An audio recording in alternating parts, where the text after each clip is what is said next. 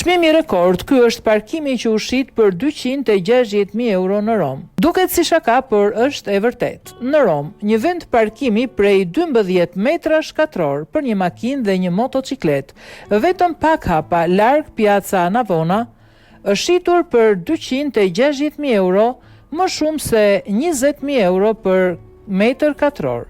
Listimi po shletohet në faqet e ndryshme të internetit të pasurive të paluajtshme dhe madje përfshin edhe foton.